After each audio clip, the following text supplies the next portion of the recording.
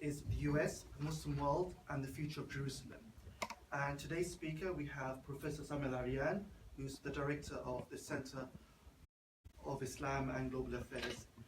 And in light of the reason that the American embassy will be moved from Tel Aviv to subsequent reactions,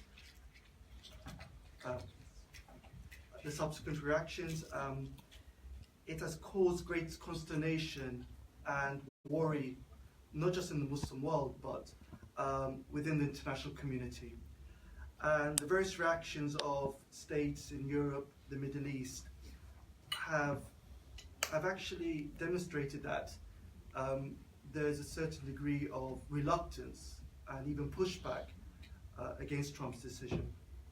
And here in Turkey, there has been a vociferous debate and also protest in Istanbul and elsewhere against this decision. And today's workshop or seminar tries to address the decision, its context, and also its future implications for the Arab-Israeli conflict, and also the possibility of a Palestinian sovereign state. And I think East Jerusalem itself, it's at the heart of the Palestinian question. And today's talk, I'm certain Professor Arian will shed a lot of light on the issues I've just discussed. And without further ado, I let Professor Arian take the floor. Thank you, Dr. Musa, and thank you for being here this morning. I want to greet you and greet you those who are following us on live streaming. This year, 2017, seems to be a momentous year. It's the 100-year anniversary of the Balfour Declaration, when Arthur Balfour, at the time the Foreign Minister of Britain, declared Palestine basically as the national Jewish home for the Jewish people, or national home for the Jewish people. It also marks the 100-year anniversary when Al-Limbi, the British general, entered Palestine in the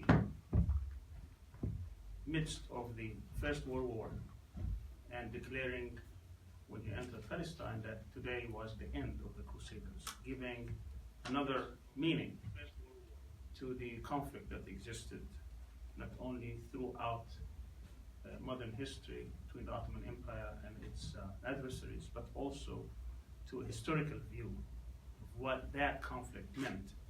In his opinion, that was the end of the Crusaders, meaning that this confrontation started over a millennium ago. It's also the 50th year anniversary of the occupation of Jerusalem in 1967, and I will elaborate on that in a bit. And finally, it's also the 30th year anniversary of the Intifada in 1987, which was a Palestinian uprising that started throughout the occupied territories in Gaza and the West Bank, with a great deal of support across the world.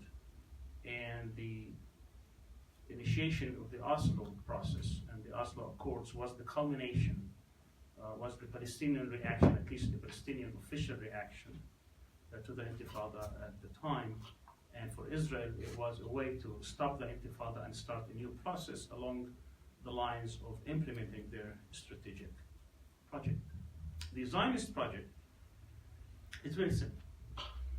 It's to have as much of the Palestinian land as possible with the least of Palestinians as possible. Let me repeat, it's to have as much of Palestinian lands as possible with the least number of Palestinians in the land as possible. This started over 100 years ago, but it culminated in the 1948 war, the Nakba for Palestinians, where 78% of historical Palestine was occupied upon the declaration of the State of Israel.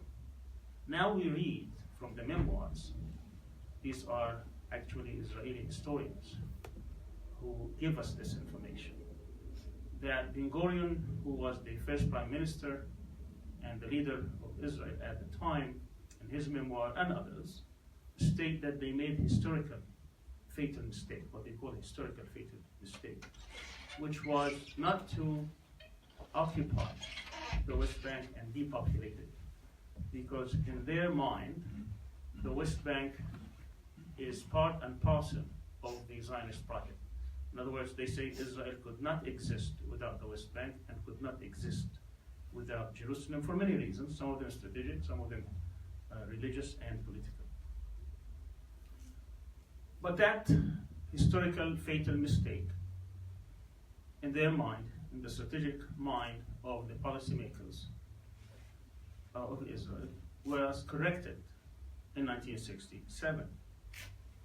Alan Pepe, the famous Israeli historian, tells us also from the minutes of the government of Israel that actually was in existence at the time of the 1967 war, which, by the way, was the most wide-reaching government in the history of the state of Israel. In other words, all strands of politicians and political parties were represented with the exception of the Communist Party, right, left, and center.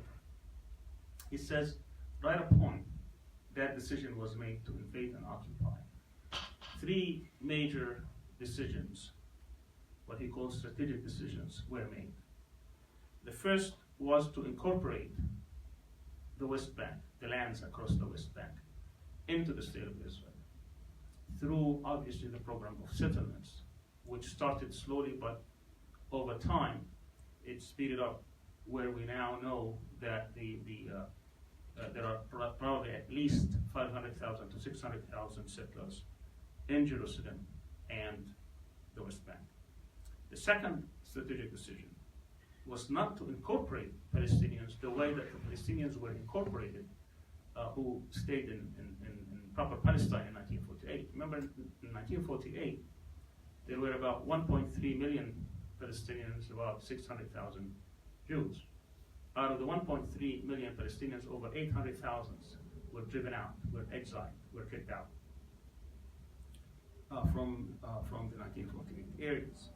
So when they occupied the West Bank, some military strategists thought that they missed, even though almost 200,000 Palestinians were displaced into Jordan and other places. They regret the fact that they could not exile more. But the decision was made that they will not be incorporated in the same way. And that meant that they had to provide some kind of a system. That system existed, by the way, between 1948 and 1966.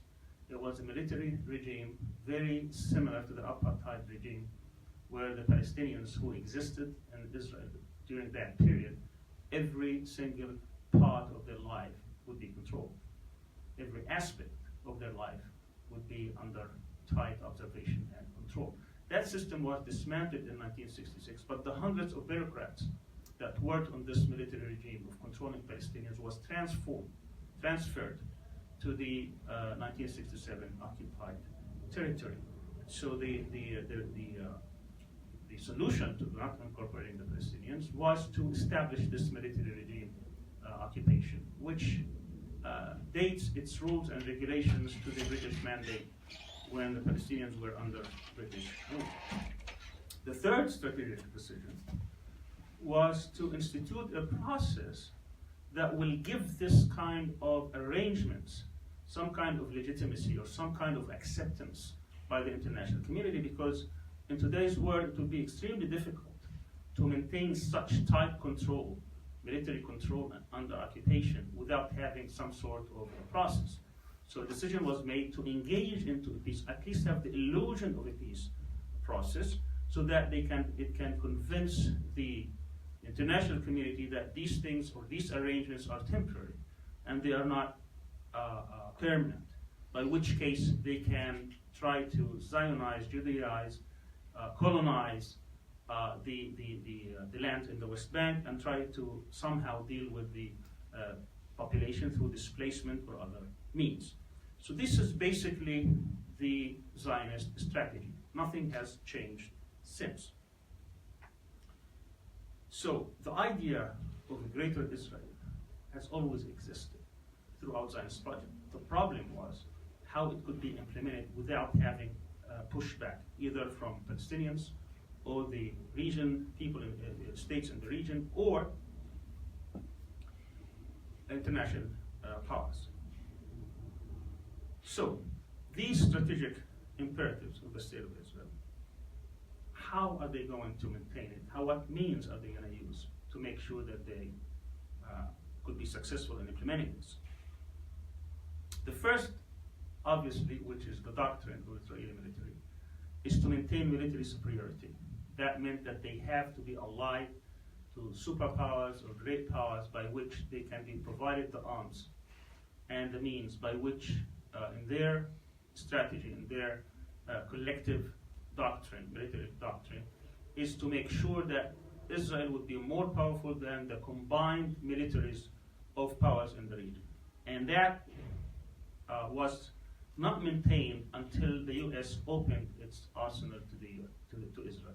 Before that, there was more or less similarity, or the combined power of Egypt and Syria at the time, we're talking about the 50s and 60s, were pretty much close to Israel's power. At the time, the main supplier of arms to Israel was France, and a little bit in terms of money, obviously, it was Germany, but mainly for military means, it was France. After the 1973, starting in 1972, it was American arms, an American military arsenal that was opened to the state of Israel. And since, obviously, that alliance, strategic alliance, has strengthened to the point where Israel today is considered among the strongest armies, at least in terms of armaments. So that was the first means by which they can actually effectuate, they can implement the Zionist strategy of colonizing and controlling the whole land of Palestine and have influence beyond. The second means was to maintain this alliance, this great strategic support from the United States, military, economic, diplomatic, political, and other means. And this was done, of course, by mobilizing and marshaling the resources of the Jewish community across the United States. It's not a secret that Israel, the United States, is not a foreign policy issue, it's a domestic issue.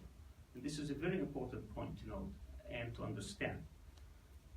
It's part of the domestic policies, and its lobby is a domestic lobby rather than a foreign lobby. That means to maintain this strategic alliance, which has strengthened over years. When you look back, every president tried to become more of a strategic partner and supporter to Israel than the previous one. Starting from Nixon onward, there were some hiccups, so to speak. Sometimes with Carter, sometimes with Bush, the elder Bush, and sometimes with Obama. But in terms of the actual alliance, in terms of the military, economic, political and diplomatic shield, and so on and so forth, it was always progressing forward, not backward.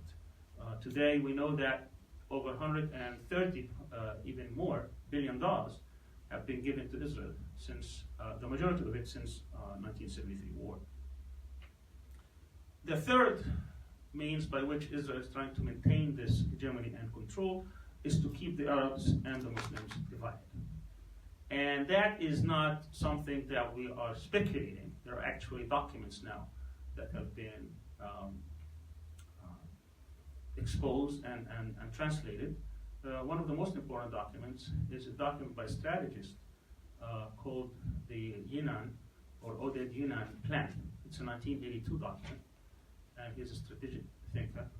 And that particular thought, that particular plan was adopted by Sharon.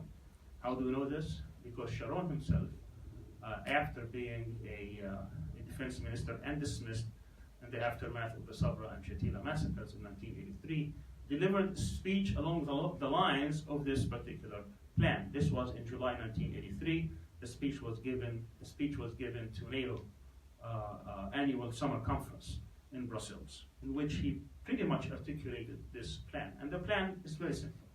The plan says that for Israel to maintain its hegemony and its power in the Middle East, the structure of the Middle East has to change. It has to be further fragmented along ethnic and religious and sectarian lines. And specifically, it talks about this. It's not even a general idea or a general statement. It talks about Egypt with the Copts and the Muslims try to break it up into two states. It talks about Sudan having 4 different possibilities, but especially South Sudan that needs to be split. And actually we know now that Israel and the Mossad played a great role in the split up of Sudan between North and South. It talks about the Kurdish situation and how important it is for Iraq to be split into 3 distinct states, Shia, Sunni, and Kurdish, and how important it is to establish a Kurdish state, regardless of the aspirations of the Kurdish people. This is also in the general interest of Israel as they see it. It talks about Saudi Arabia and how they also should split in several countries. So in Yemen, so is in Libya, so is in Syria. It talks about Turkey. By all means, Arian Turkey was a friend of Israel, was part of NATO, was pretty much a secular state friendly to Israel. They talk about 3 different distinct, and they give even percentages of Kurdish, Alawite, and Sunnis, and how it would be in the interest of Israel to even split Turkey into 3 countries, and so on and so forth. So they are looking at the Middle East basically as a mosaic of ethnic and sectarian and religious groups by which Israel will reign supreme, since Israel would be the strongest and would be able to manipulate all these groups and all these states. In short, it's in the Zionist doctrine and strategy to split up, to divide up this region in a way that will always make Israel as being the dominant, the hegemonic power. And the 4th strategy for them was to keep Palestinians under control through the system I articulated, and to create facts on the ground that would be irreversible. These are basically strategic objectives and means by which Israel has maintained its control and power. I'm not going to go over much history. Everybody knows what happened throughout the different wars, whether it was in 48, 67, or 56, 67, 82, or what came after in the Intifada in 87 to 91. What happened is that they, in order to concentrate on the colonizing project that they wanted for the West Bank, because they were exhausted with this Intifada as they mobilized hundreds of thousands of their troops, they started a process called the Oslo process, by which they brought a Palestinian partner that pretty much gave or conceded many of their strong points in any future settlement. And they started an illusion of a peace process that really never delivered anything, but in return they got all the recognition that they wanted in terms of the Palestinian partner, at least the official one, gave up their rights in the 1948 area, 78% of Palestine, in the hope that somehow they could get the 22%, which represented Gaza and the West Bank. Gaza, by the way, is about 18 to 19%. Gaza is about 3.5% of historical Palestine. That process, which started in 93, was supposed to officially begin in 1994 and end by 1999. Today, we are over 24, 25 years later, and nothing has been delivered to the Palestinians. In fact, things have become worse. By the time they started this process, there were probably no more than 150,000 settlers. Today, as I said earlier, there are over 600,000 settlers. Much of Palestinian land, especially the prime ones, the highlands, the ones that had water aquifers and so on and so forth, has already been either taken or settlements have been built on it. Let me shift a little bit now to U.S. policy. As I said, in U.S. policy, Israel is not a foreign policy issue, but a domestic issue. But also, Israel serves a purpose in the overall scheme of US policy. It keeps their allies under control and their enemies under check. US strategy in the Middle East obviously are much more than Israel, but Israel is at the top of it. Protecting the state of Israel by all means has been a bedrock of US policy ever since they recognized the state in 1948 under Truman. And as I said, there were some differences sometimes because of American strategic calculations, like what happened in '56 with Eisenhower and others, but overall, there has always been a shield and protection of the state of Israel to the point that it has become a part of the doctrine that they teach in their military schools. The second, of course, strategic objective of the US is to maintain stability in the region, especially in the Gulf countries, because of obviously oil as a strategic commodity, but also it works not only to control oil for domestic consumption, but oil as a strategic commodity worldwide. That means that they could use that oil in their rivalry with other powers, whether economic like Japan and Germany and China, or even military when it comes to Russia and before that the Soviet Union. So to control, part of American strategy obviously is to control sea lanes through naval power, to control the oceans. But the most important strategic area when it comes to the most strategic commodity in the world, which is oil, that has to be also under tight control of US military and hegemony. But in addition to that, a part of this is to keep that oil, which is almost 85 or 90 million barrels a day, priced in dollars. When Nixon did away with the gold standard in 1971, that meant that the US will no longer honor the dollar for gold. That meant the dollar has to start to stay as the currency of the world. The best plan was to make sure that the most important commodity in the world is priced in dollars. That means effectively that the US controls the oil, either directly or indirectly. When China buys oil from Saudi Arabia, they have to pay in dollars. Where is the dollars? The US. And no one can contest that. So this is a very important strategic imperative for the US to make sure that that's also going to be in dollars. The third strategic objective is to maintain military bases throughout the area. And with that started in the aftermath of the Iranian Revolution, 1979. And because before that, they depended on two pillars of maintaining order, so to speak, which was Iran and Israel. When Iran fell after the 1979 revolution, they had to actually establish military bases and have soldiers throughout. And that accelerated after the invasion of Saddam Hussein in 1990 against Kuwait. So maintaining this, that means they have to create a military structure for that, which is the CENTCOM, or Central Command, which maintains, and the most important two bases, one is in Qatar, the Air Force, and one is in Bahrain, the naval bases. But also they need to have an effective control of the sea lanes, including the Suez Canal, which they easily do in Egypt. And there are, of course, ample evidence about this. This is not analyzing, this is not conjecturing, these are facts stated by US military generals. The fourth one was to isolate, at the time, I'm telling you, this is the general strategic interests or strategic objectives of the US, but I'm going to come to Trump, how this has changed a bit. But also was always isolating Iran and any potential powers for change of the status quo in the Middle East.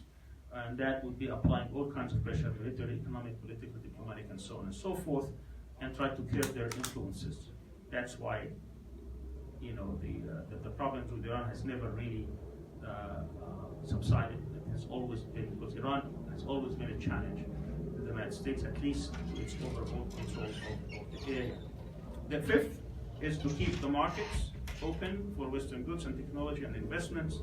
And again, this is a boom for them. That means, unfortunately, one side of this is to make sure that this area never really progresses, because if the people were to take control of their own destiny, that imbalance might change.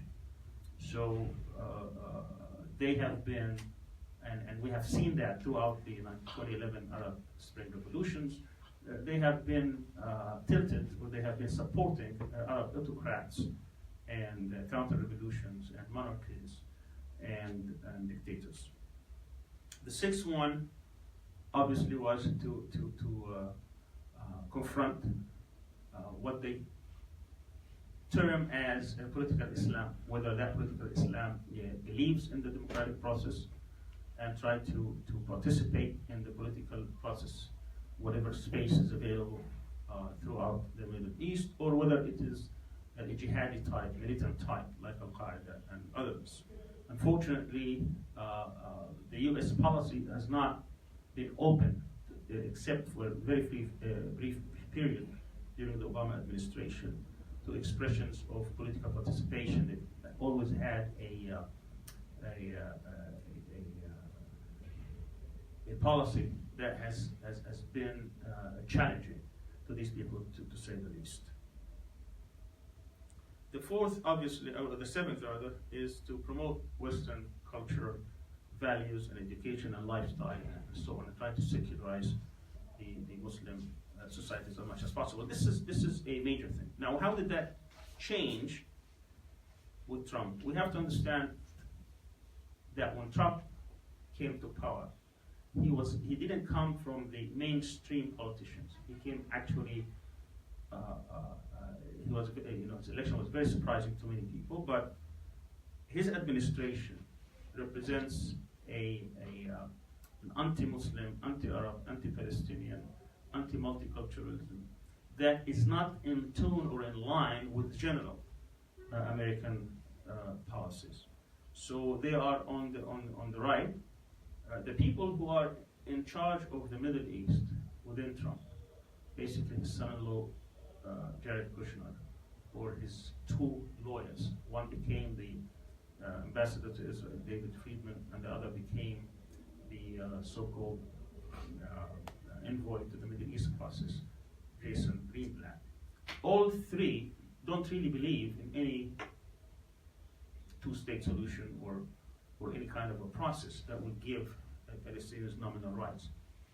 All of them are very close to Netanyahu, even worse, to those people who are on the right of Netanyahu. David Friedman, for instance, wrote a piece a few years ago, I think it was 2014, in which he declared the end or the death of the two-state solution, which was at the time the official policy of the United States and indeed the United Nations and the whole world. So this attitude, that Israel is trying to kill, obviously, the possibility of a two-state solution, is actually believed by those who implement U.S. policy in the region. Trump is just the enabler of this policy, being the president. But also, not only those people who are close to Trump on the Israeli issues, even those that he appointed in senior positions vis-a-vis the foreign policy of the United States. We find, for instance, that in 2014, there was every couple of years, the U.S. issues their national security assessment and strategy. In 2014, they had one in which they talked about the United States having 4.5 enemies. The 4 being China, Russia, Iran, and North Korea, and the half being Daesh and its other sisters. And at the time, General Mattis had just been replaced as the leader of the CENTCOM, the military leader or general of the Central Command. And he was asked about this strategy, and he said, no, we don't have 4.5 enemies. What we have is 3 enemies, Iran, Iran, Iran. So in their minds, Iran represents the biggest threat to U.S. strategic interests. But also, to understand also Trump, Team Trump's policy vis-a-vis the Middle East, they basically, even the whole world, they see 5 major enemies. The first It's very simple, it's very easy, because everybody agrees in the area and beyond. It's again Daesh, Al-Qaeda, and these type of organizations. They keep them so that they at least they have the appearance of having a consensus on this type of militant, violent, jihadi type groups with no real grasp of the aspirations and the interests of the people of the region. But the second, and this was the difference between Obama and Trump, they couldn't actually figure out whether to deal with the second threat by confronting it or by simply trying to appease it. Was what they called, the Sunni political Islam. Those groups who try to manipulate, use quote unquote Islam but they really have other objectives by imposing Islamic rule or Islamic doctrine. And of course, the example of Muslim Brotherhood during the early days of Trump and before is well known. The third, or you can rank 2 or 3, this is not particularly in a proper rank, was Iran and its allies. The fourth was countries that they deem as friendly to political Islam, and they always talk about Turkey and Qatar in that order. And lastly, the NGOs, the schools, those who could be the ideological partners to so-called political Islam, the ideological allies. So these are the 5 enemies that when Trump came, that they see that they have to confront. The problem was, as one of great strategic minds in the US, who was also associated at one point or another with the intelligence services by the name of Robert Friedman. He says that US was confronted with 3 strategic choices. One is to attack, and he used it from Tanja to Jakarta, from Morocco to Indonesia, all the groups that potentially could be anti-US, and try to finish them off. And he said, we tried, but we failed miserably during the Bush years. They tried, had the initial success in Afghanistan, but today still Afghanistan is a problem. They couldn't even finish them off in Afghanistan. They tried in Iraq, they failed miserably, they had to withdraw. Second strategic choice that the US had was to retreat, to withdraw. He said we could have done that. Obama tried that partially, but that could not have succeeded, at least in the minds of policymakers, because they thought that they would regroup and come to us like they did in 9/11. That's how they said. He said that the only response that was open to the US and that has been pursued was, as we've done throughout our history, is to look at our enemies, divide them into weak and strong, ally ourselves with one, possibly the weak, and then try to finish off the strong and then turn against the weak. He said we did that, and he gave the example of Stalin and Hitler, where they allied themselves with Stalin, who's also a foe with the Soviet Union, former Soviet Union, until they finished Hitler, and then there was this rivalry with the Soviet Union until it collapsed in the early 90s. And he said, when we look at the Muslim world, there is a major fault line in the Muslim world, which is the Sunni Shia fault line. And he said, this is our strongest leverage that we can have, that we need to deepen this. And he speaks very frankly and very openly about this, and that we need to ally ourselves with one group against the other. And this is how we can ameliorate, and this is how we can confront this so-called Islamic threat. Now, if you look at the behavior of the Trump administration, you would see that, with their antagonism against Iran, with the cancellation, almost cancellation at least, potential cancellation of the nuclear deal, with their posture towards Iran by their allies in the area. And of course, that's a different discussion altogether, is what happens after the Arab Spring, and how there has been a realignment between those who want to change the status quo, change their governments towards more open, democratic, free societies, and those who would like to maintain the status quo where they can have the grip on the wealth and power.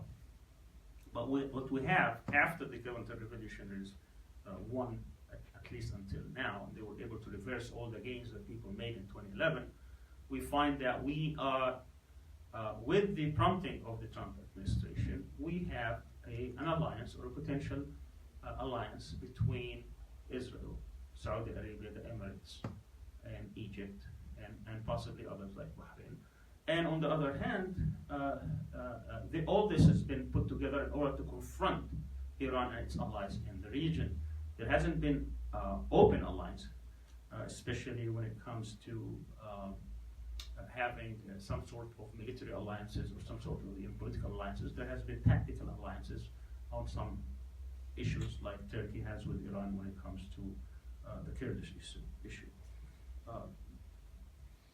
The bottom line is that when Israel looked at the whole strategic situation, with the Trump administration being able to prompt these Arab allies and to shift the issues in the area of being the central issue being Palestine, and that the Arabs are not going to have a rapprochement with Israel, or at least accept it, unless a deal that will have the minimum requirements of the Palestinians take place.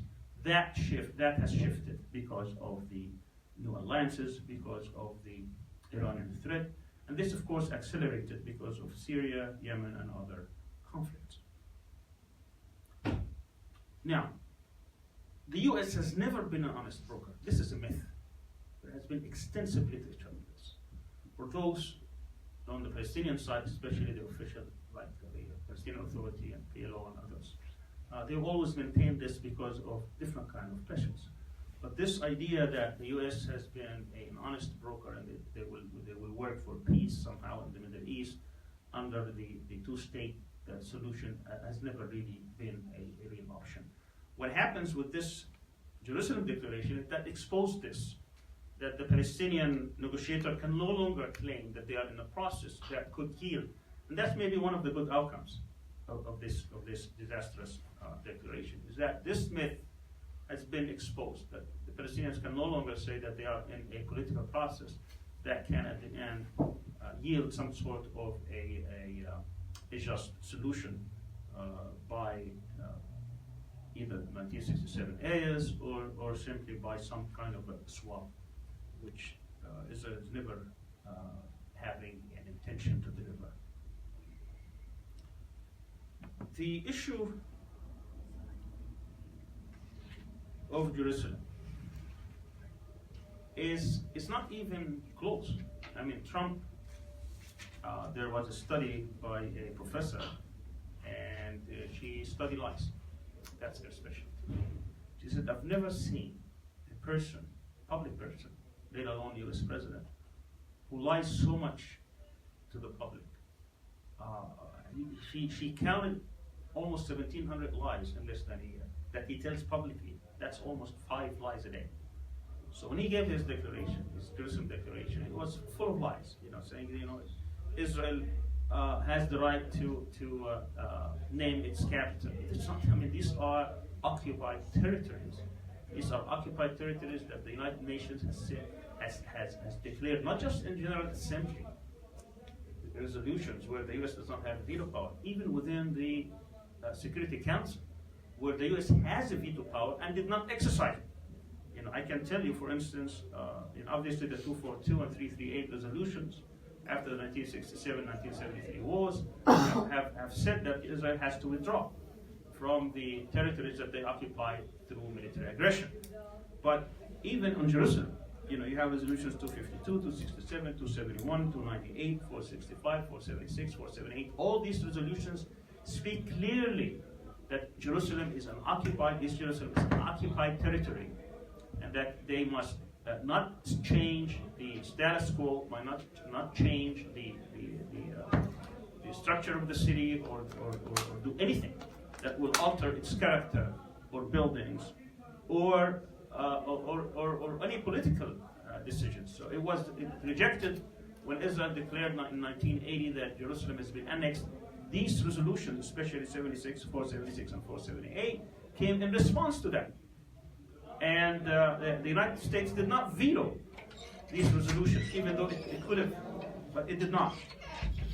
So the issue in terms of international law on Jerusalem is very, very known, and it's not ambiguous, even though Israel would like to say otherwise. When he says that this will not prejudice this final status issue in Jerusalem, of course it does. When the U.S. basically recognizes Jerusalem in the way Jerusalem defines it as its capital, obviously it does not. It speaks volumes about where the United States stands on the issue of Jerusalem. But also we know that when Mohammed bin Salman, the strong man in Saudi Arabia now, he called Abbas a few days before the announcement to tell him that he either needs to accept Abu Dis, which is a village outside Palestine, as the Jerusalem of Palestinians, or he has to resign. In other words, they're trying to use their allies in the region in order to effectuate this outcome. And saying that Jerusalem has always been the capital of Israel is also a myth. It's a lie. Because there has never been an Israel, except when you talk about biblical terms, which is ridiculous to invoke, because Israel of the biblical terms has nothing to do with Israel of today. But even assuming that Israel after the 1948 was not the capital of Israel. Jerusalem was not the capital of Israel. At any rate, there is an international consensus, obviously, on this issue, that you cannot say that somehow Israel will have an overwhelming support when it comes to the issue of Jerusalem, because international law is quite open, it's quite known, it's quite adamant about this.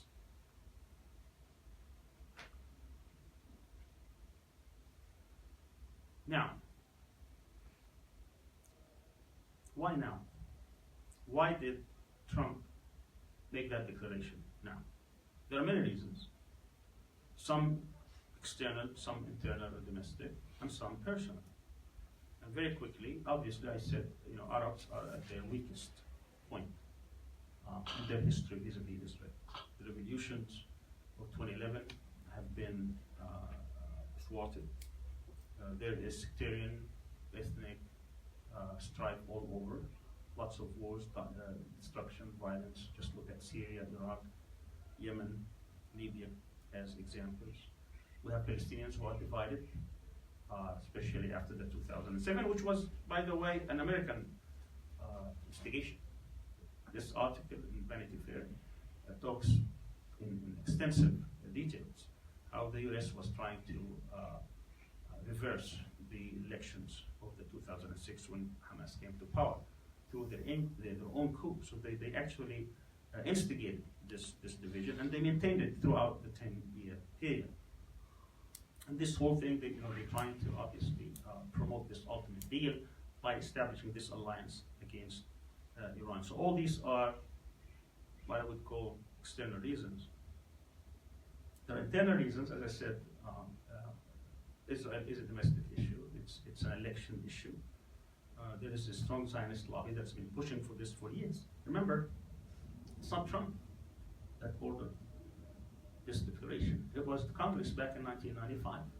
That's almost 12 years ago, in which it was voted, 22 years ago, it was voted overwhelmingly by Congress, both the House and the Senate, by which they ordered the administration to transfer the embassy or to establish an embassy, but they gave a loophole, and that loophole has been used by all U.S. presidents ever since.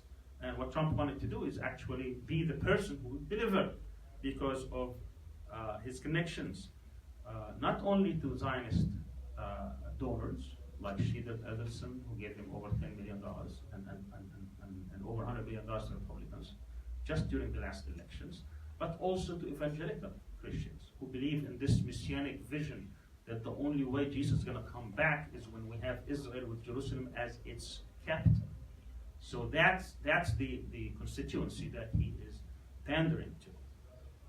But also he has his own problems. There's a Russian probe that can actually get him or his son-in-law in a big legal trouble, and this is one way to divert that attention, and hoping that somehow that would save him through some of the investigators.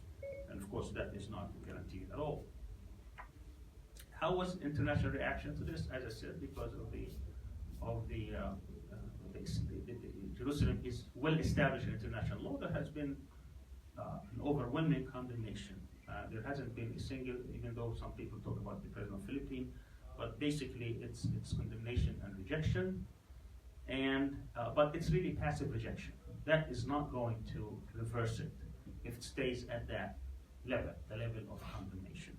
On the other hand, in the Muslim world, we saw that there's not just condemnation and rejection, but there is an anger, an outrage by the tens of millions, and we've seen that throughout Muslim capitals, throughout the Muslim world.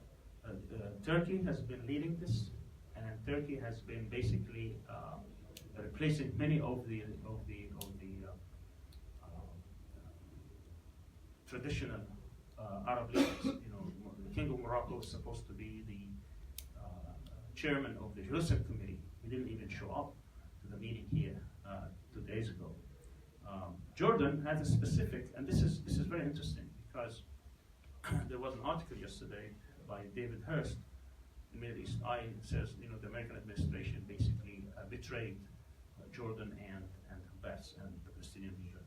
And indeed, because they are the biggest losers in this. How?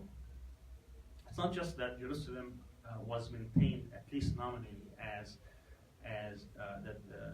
under Jordan jurisdiction, in which they can claim some legitimacy from the fact that they protect the holy places in Jerusalem, the same way that Saudi Arabia can claim that they protect the holy places in Mecca and Medina. No. This is dangerous to Abbas because his illusion, his peace process is ended. He has nothing else to offer. And that's about negotiations is no longer working.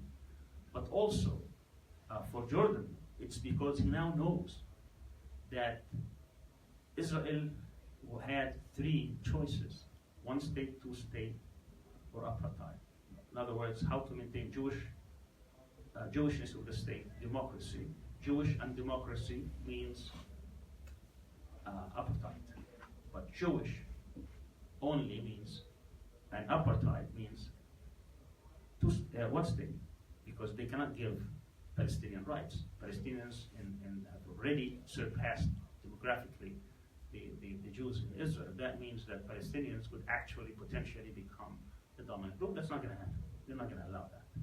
But democracy and land, democracy and lands mean one state. That's not going to happen. Democracy and Jewish and land means apartheid, basically.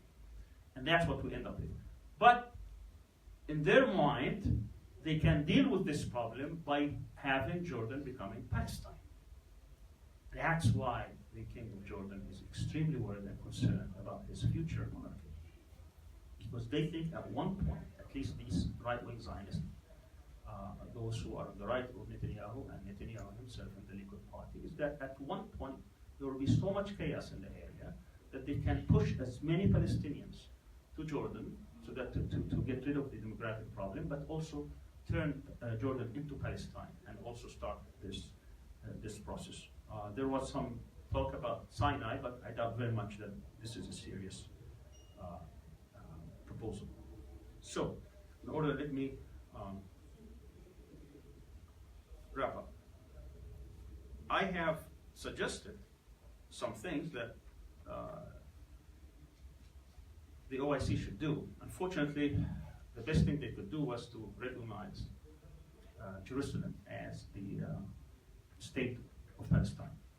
That's nice on paper, but nothing is going to be done either economically or otherwise to make this a reality. That is not something, but at least it will stem the tide. It will stop any other country to move its embassy to Jerusalem. So it will isolate the U.S. So in that respect, that's a good decision. But there is nothing else that you could see within the final communique, especially that major countries didn't even show up, which they really have the means to put some teeth into these or the possible, the potential measurements that they could take to reverse the U.S. decision. So I'm not going to repeat, but there are things that could be done with the International Court of Justice, things within the United Nations, things that they could do about, the bottom line is this: the U.S. is not going to reverse its decision unless the political elites and military elites and economic elites in the United States think that their interest would be hurt.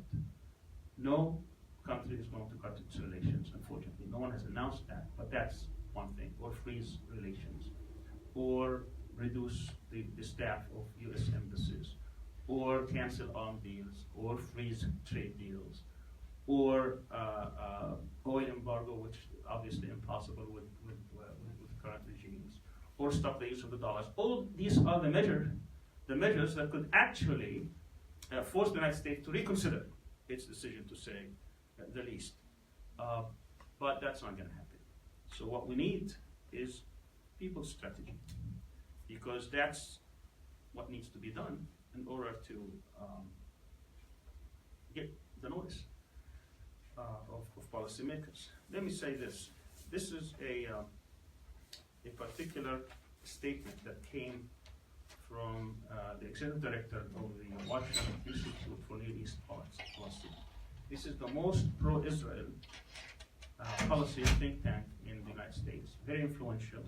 A lot of its people go in and out of government. And it was established by AIPAC back in 1983.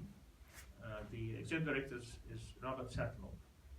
He was in Saudi Arabia on the day that Trump made that announcement, along with 50 others of his donors, talking to Saudi officials. And he said he was actually very concerned about the reaction to Saudi Arabia. But after talking to Mohammed bin Salman and other officials, he became extremely relieved at their reaction. And then he wrote an article on the website of his think tank, and this is what he concluded with. He said, those who prophesied that the Arab and Muslim response to recognizing Jerusalem as Israel's capital would be apocalyptic. Waves of anti-American demonstrations, mass violence against U.S. citizens, institutions, and interests, and the final and irrevocable end of American influence in the region seem to have been totally wrong. Among the Arabs that count, America's allies, the reaction has been generally sober, measured, and mature. Saudi Arabia, the birthplace of Islam, is the case in point. In other words, he said, nothing happened. Doesn't matter that tens of millions have been in the streets. Nothing is going to come out of that. We do not fear that. That's going to blow over. That is not going to stay. Nothing's going to happen. This is the first reaction that we could see. None of the things that he thought, those who were against this, obviously this was a very contentious decision even within the American administration, and Trump forced his opinion on other institutions, but he said none of that's coming. In other words, our team is winning. We're getting Jerusalem. And let me say this, whoever controls Jerusalem actually controls the area. If Palestinians will never allow Jerusalem not to be part of their final status issues, and that means this decision means a permanent subjugation and occupation of Palestinians. They are not going to give up their resistance. That means this is not going to be an issue that would be resolved peacefully. That's why this is very, very dangerous. So what I'm calling for, and what should be done, really, is people's strategy. And that means that the people across this region and across the Muslim world must take things and force their governments and force the regimes to act in a way that would actually translate this rhetoric that Palestine is the central issue of the Muslim Ummah, that Jerusalem is a priority for all Muslims. It's a red line. That needs to be translated into actual policies. And that means that we have wide-ranging things that they could be doing.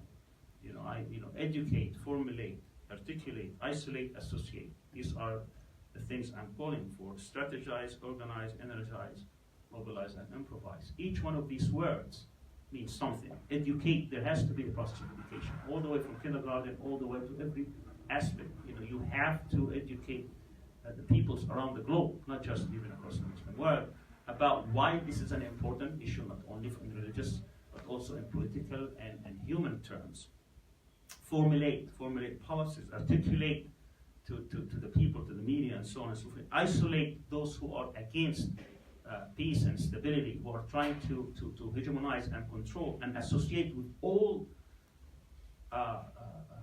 powers and all groups that would like to confront this aggressive attitude. Strategize as groups, as communities, organize, mobilize, energize the people, and improvise all kinds of solutions to be able to confront this colonization of the U.S., of Palestine by the U.S. and Israel. So we need to address our publics, our peoples, policymakers, media outlets, social media, through education, awareness, demonstrations, of all means, but especially where it hurts, boycott, divestment, and sanctions. This movement that is started by NGOs within Palestine needs to expand worldwide. We need to see that Israel is not comfortable in its occupation. That occupation has to have cost. Once they realize, once the Israeli elites, the political elites, the economic elites, the military elites, once they understand that the occupation has cost associated with it, things will change. And that's the message I would like to leave you with. Thank you very much. I'd like to thank Professor Arian for a very elucidating and comprehensive talk regarding this very pressing issue.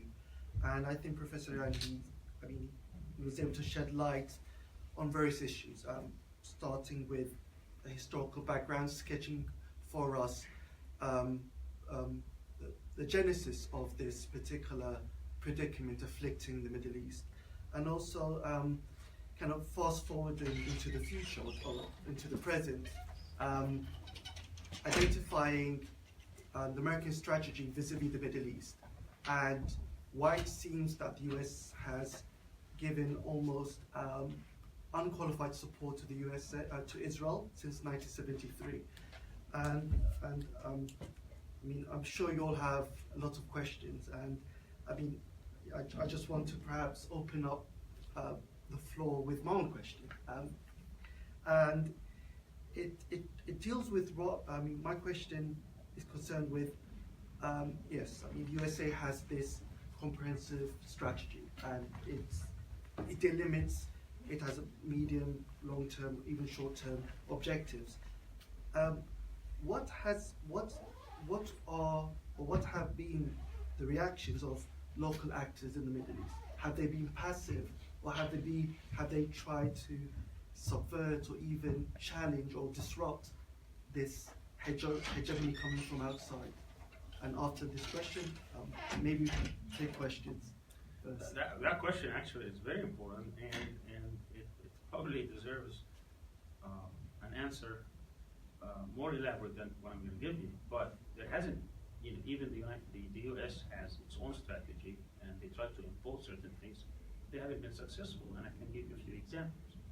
In the aftermath of 1982, they tried to impose a peace treaty between Lebanon and Israel.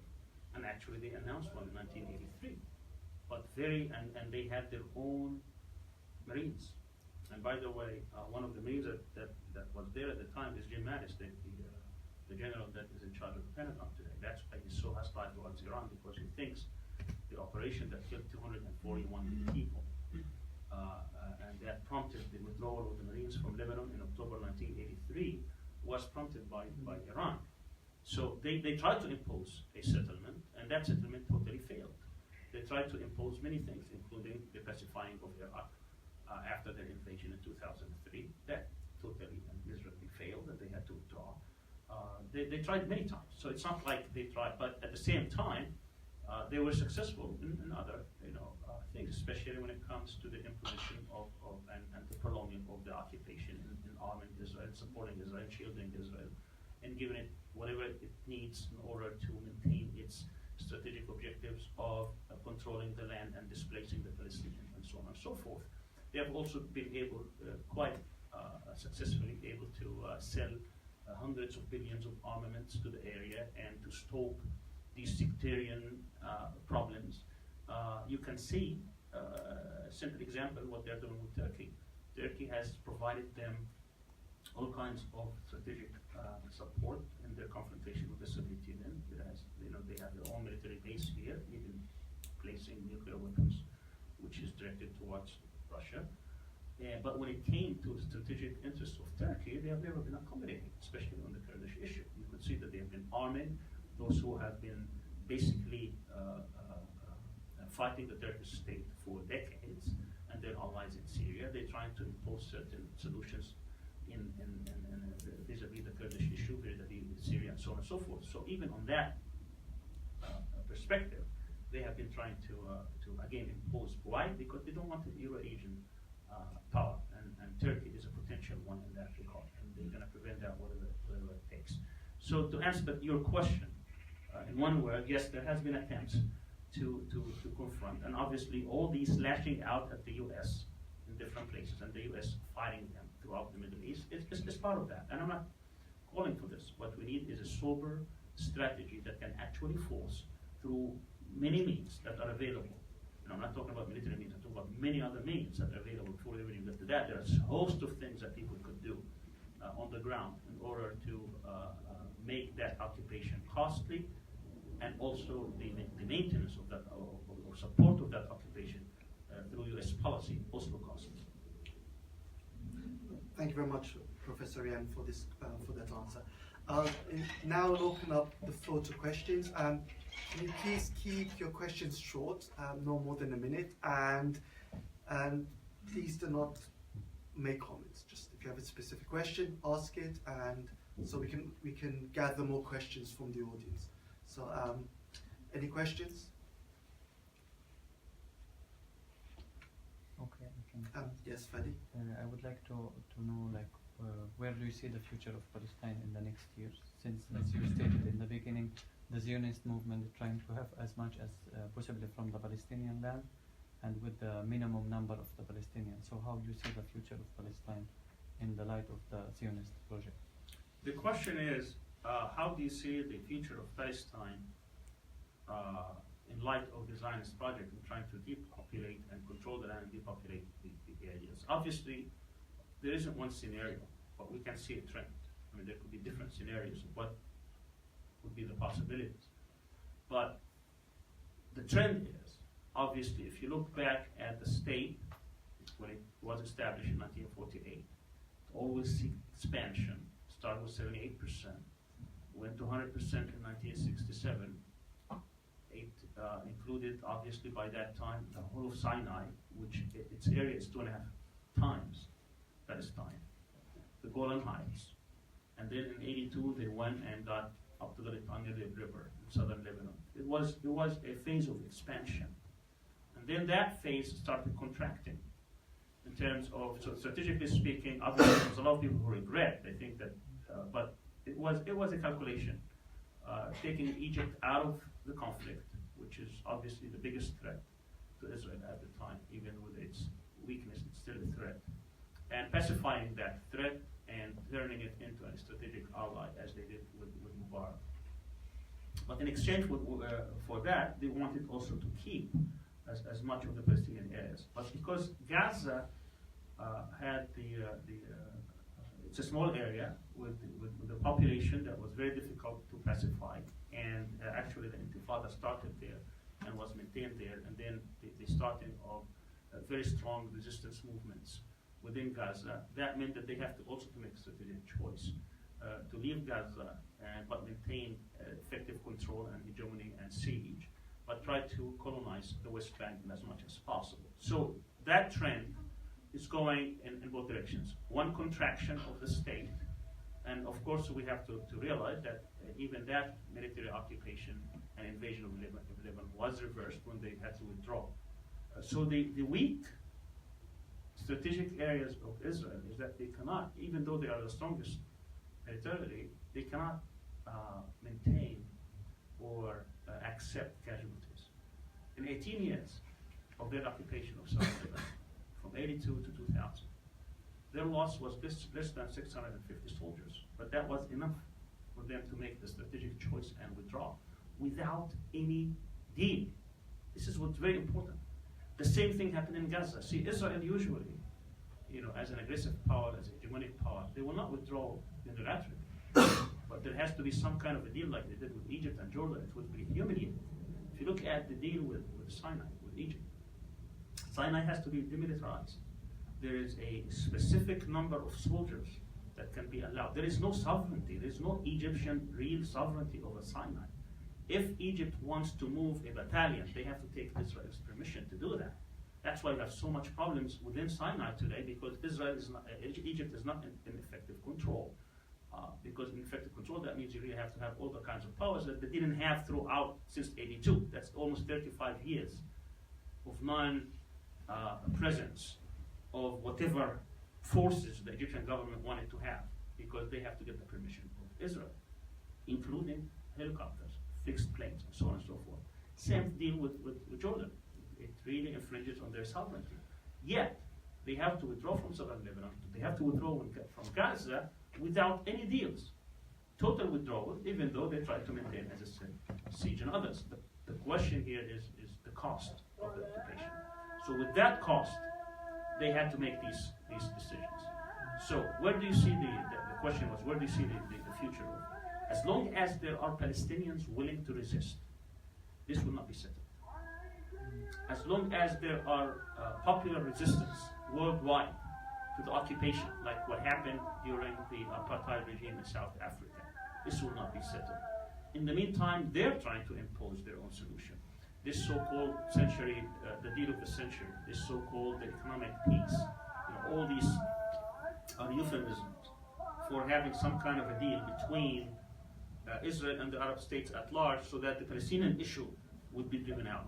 Their ultimate goal is to find a historical opportunity to drive out the Palestinians, change the regime in Jordan, and settle them in Jordan, and call it Palestine, and that would be the end. That's their ultimate goal.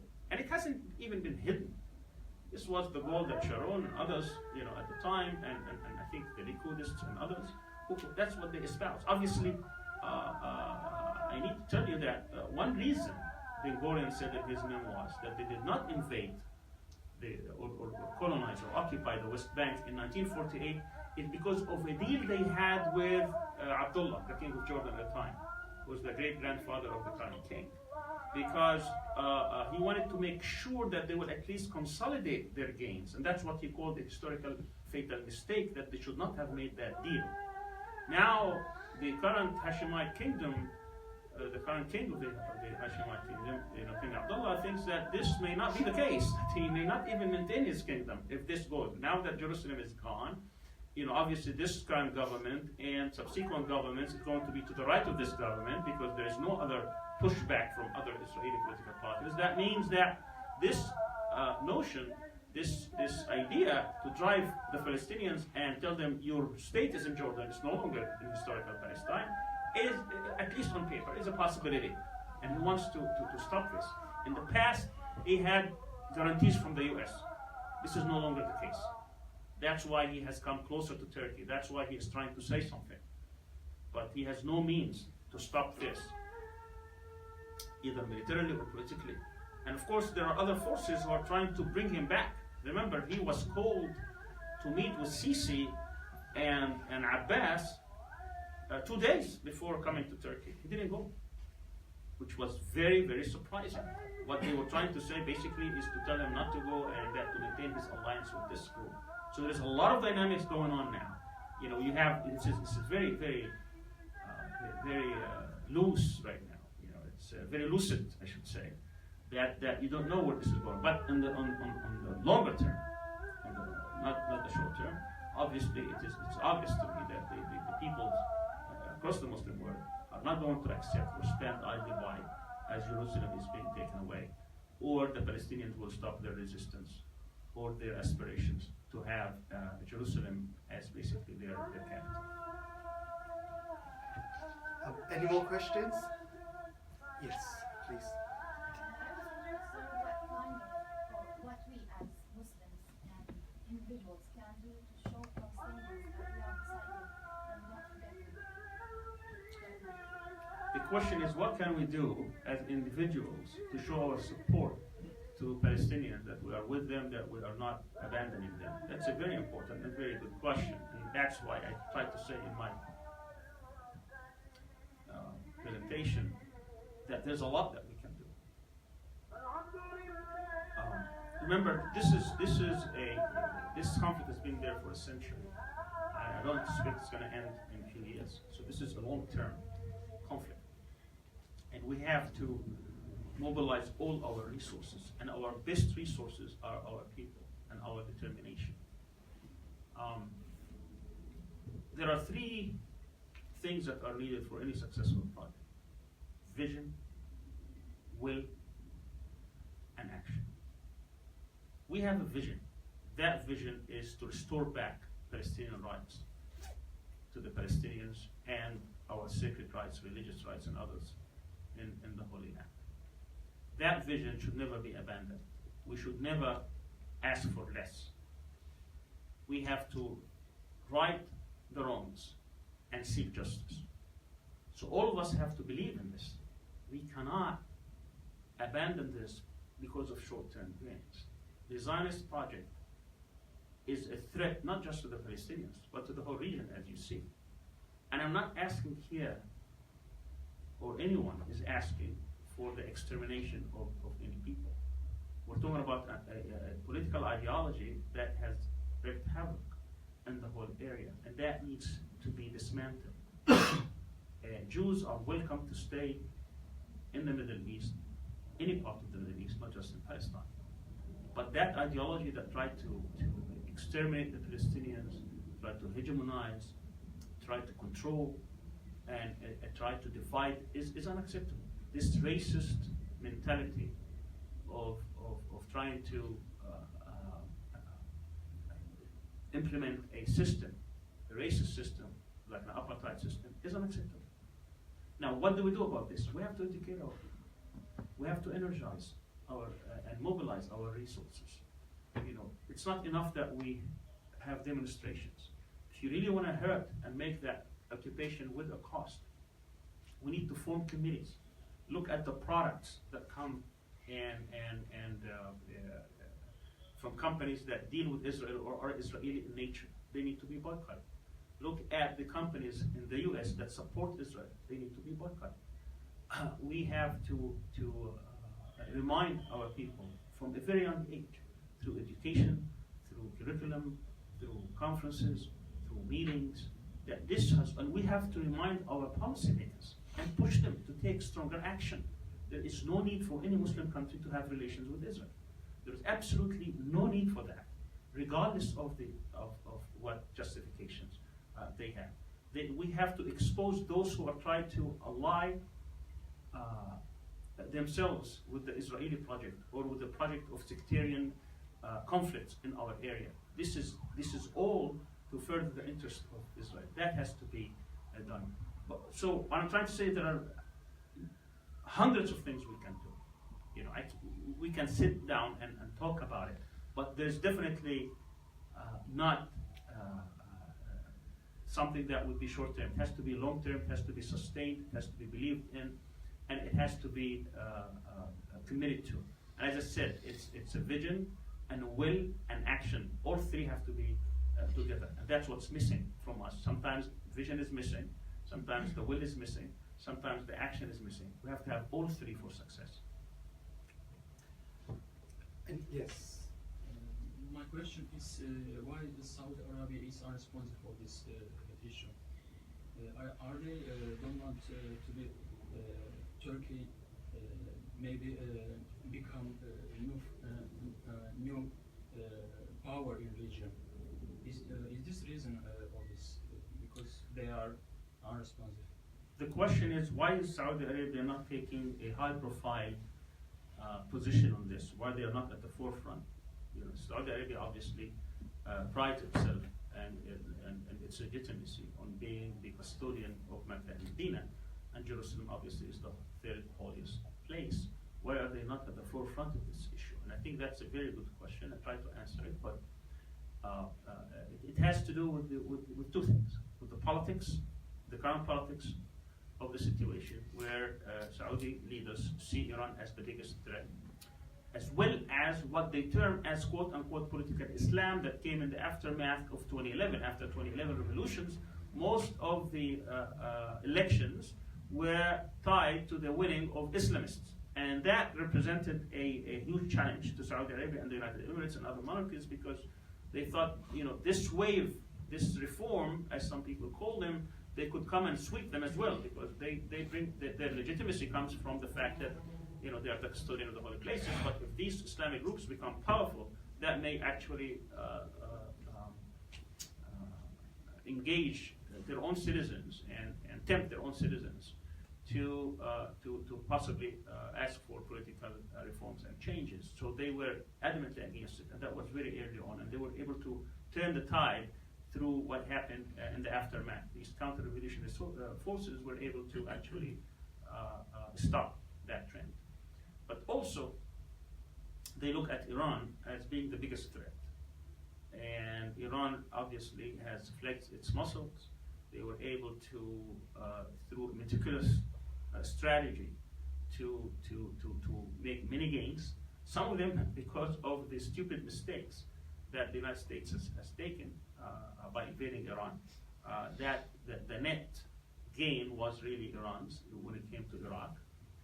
But also they were able to have influence in the Syrian conflict. From their point of view, they are winning. They have huge allies in Lebanon. They practically control the politics of Lebanon, at least they can veto any changes. And also now in Yemen. So that they are afraid of Saudi Arabia. Instead of trying to find an accommodation with the Iranians, they are trying to fight them by aligning themselves, they think, with Israel, that somehow is going to check Iran's influence. And I think that's a huge strategic mistake, because regardless of how they look at it, it's going to be extremely difficult for the people of the area, even if they try to brainwash them to accept this reality that somehow Iran, people that existed for thousands of years in the area, somehow they become a threat because of some European settlers and colonialists in Palestine. But also because of the succession problem in Saudi Arabia. We have a huge, for the first time, the next king, if he becomes king, is going to be from a different brand. He's not going to be the son of Abdulaziz, he's going to be a grandson. Now, there were many, many grandsons. Why this particular grandson and not the others? Obviously, this is a problem. He decided that. His father decided that, and that meant that there is some kind of a power struggle, and he's trying, obviously, to put all the chips in his favor, including aligning himself with the biggest power as he sees it, which is the U.S. And they think that the way to get to the U.S. is through Israel, and that's what the leader in the United Arab Emirates convinced him. And they have been struggling to get that. During Obama, he didn't buy it.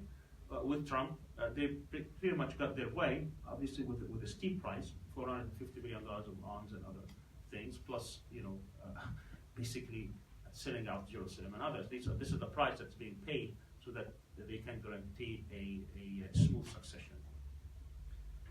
Yes, Aman. Thank you.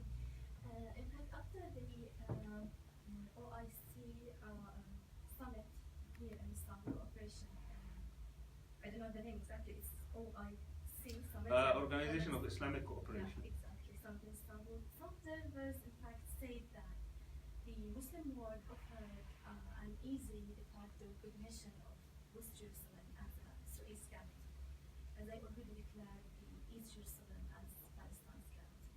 And as we know, according to international law and also maybe Oslo Accord itself, it could be could be achieved.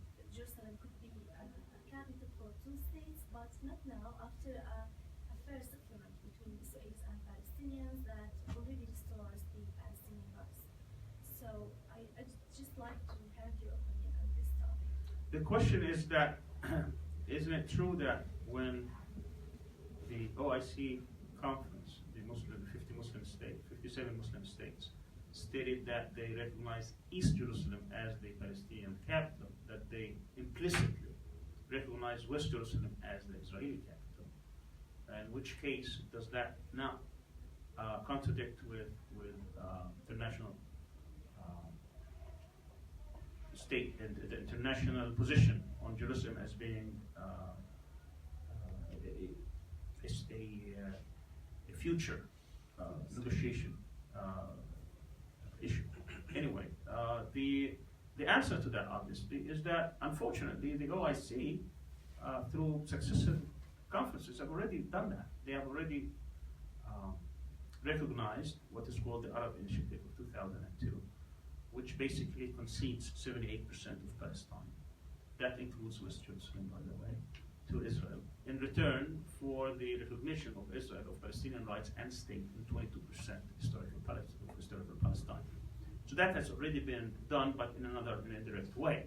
So all what they're trying to highlight with this is that saying, if Trump says that Jerusalem is united and it's Israel's capital, we do not, we reject that, and we say that the world needs to recognize East Jerusalem as the future capital of Palestine, leaving West Jerusalem as basically the implicit thing is that when we say that Jerusalem is the capital of both states, again, implicitly is that West Jerusalem would be the capital of Israel and East Jerusalem is the capital of Palestine.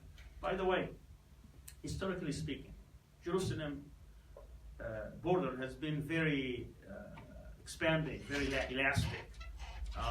The actual Jerusalem is basically the surroundings of Al-Aqsa and the Dome of the Rock.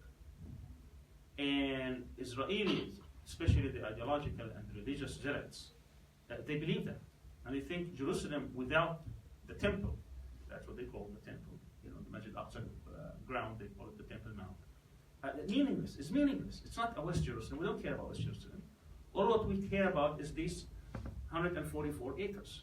If we don't have effective control, but we're not gonna, that means there is no Jerusalem. And if there is no Jerusalem, there is no Israel. It's pure and simple. That's why this conflict is so difficult to get that somehow they think that without controlling and being in control of the Aqsa Mosque, and not only that, displacing the Aqsa Mosque, destroying the Aqsa Mosque, and building their temple, that project is not completed. How to do that? They have different strategies. It's a huge challenge to the Muslim Ummah, and I think, in a sense, it will also perhaps would be the shot in the arm to reinvigorate the Muslim Ummah to look at this and try to deal with this issue in a serious way. We have been abandoning this for so long and leaving it somehow to governments that they will deal with it, or to the Palestinians that will deal with it. They won't. The Palestinian Authority is incapable of dealing with this issue, even if they don't say it. The Palestinian people are incapable on their own to deal with this issue. At best, they do what, they try to preserve whatever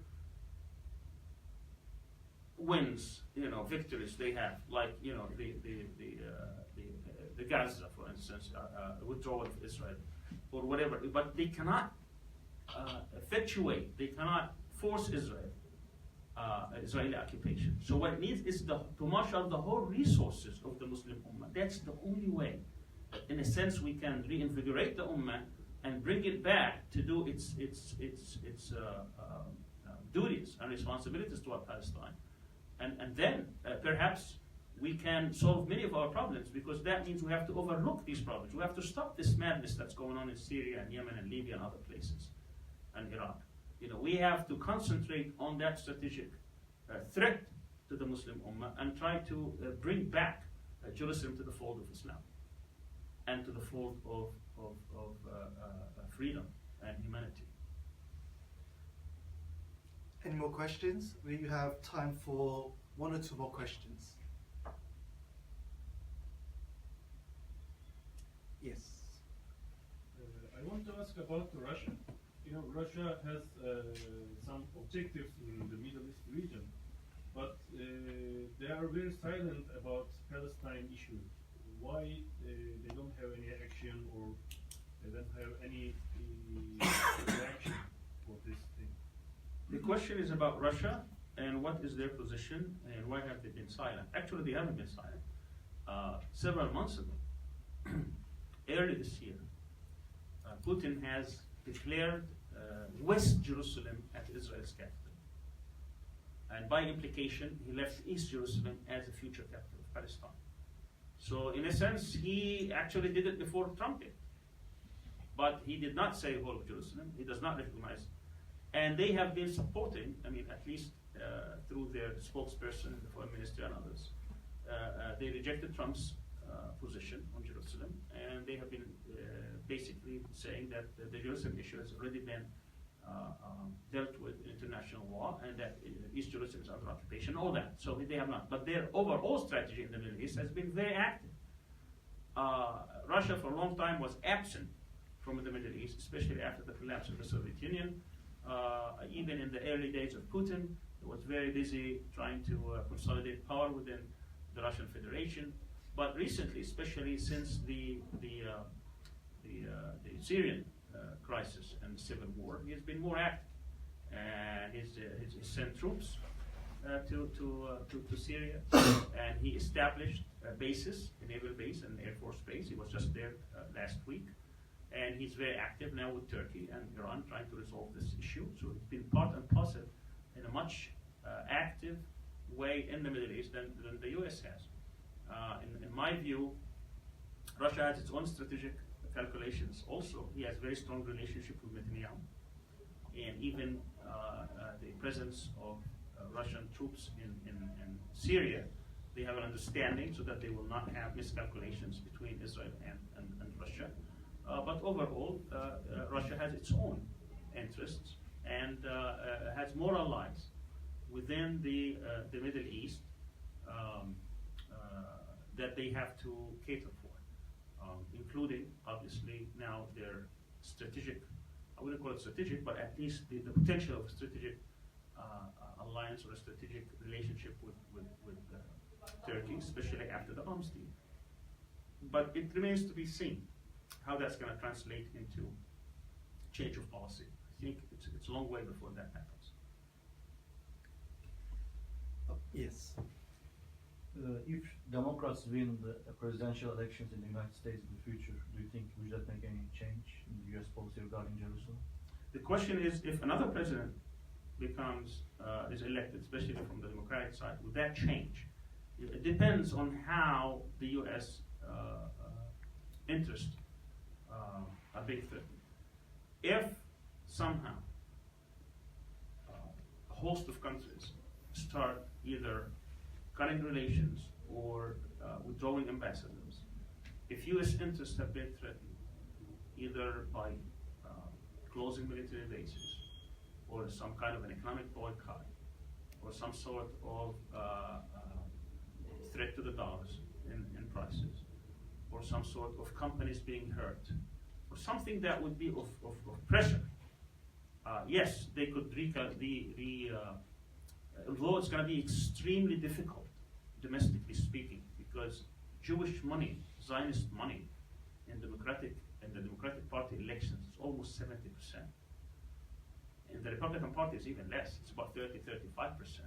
So that's going to dry up pretty quickly, and that's going to be very difficult. But when it comes to national interest, national interest will trump this. So it depends on how this is going to react. Even a Republican, not just Democrat, even a Republican president may have to readjust and say that we're not going to prejudge this or that. Or they may keep signing these waivers, even with the Trump declaration notwithstanding. All what he could say is that Trump's declaration is just an extension of the decision by Congress. Nothing new here. What's new is that he's going to transfer the embassy. The embassy is not going to be transferred 2-3 years, well, probably 2-3 years before they are ready. So he could keep signing the waivers and try to sidestep this issue. So it's not about who's in the White House, it's about the reaction. If the reaction is as weak as it has been, only a few demonstrations here and there, and people coming together and shouting and condemning and rejecting, they don't care about that. They welcome that, that's no problem. That doesn't really affect their interest. But once their interests start taking a beating, then they would readjust. Yes, Fadi, our last question. Okay.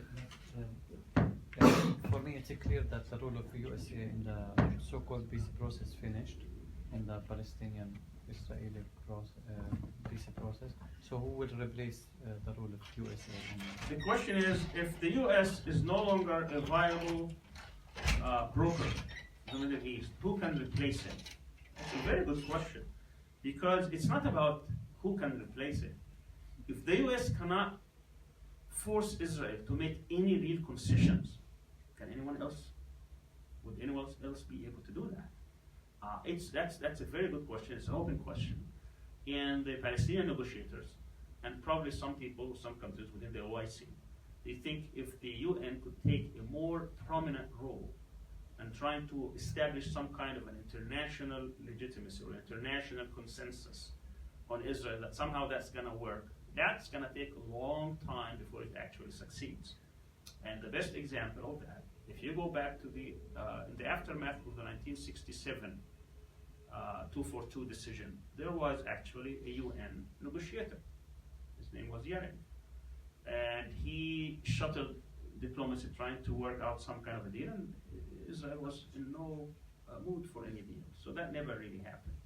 Then after that, there was many attempts, but at the end, the Arabs thought, and this was obviously the fault of Sadat, who said that 99% of the power is in the hands of the U.S. to make anything, feeling that they have the ability to pressure Israel for any deal. But they did not understand that Israel is a domestic issue, not just a foreign issue.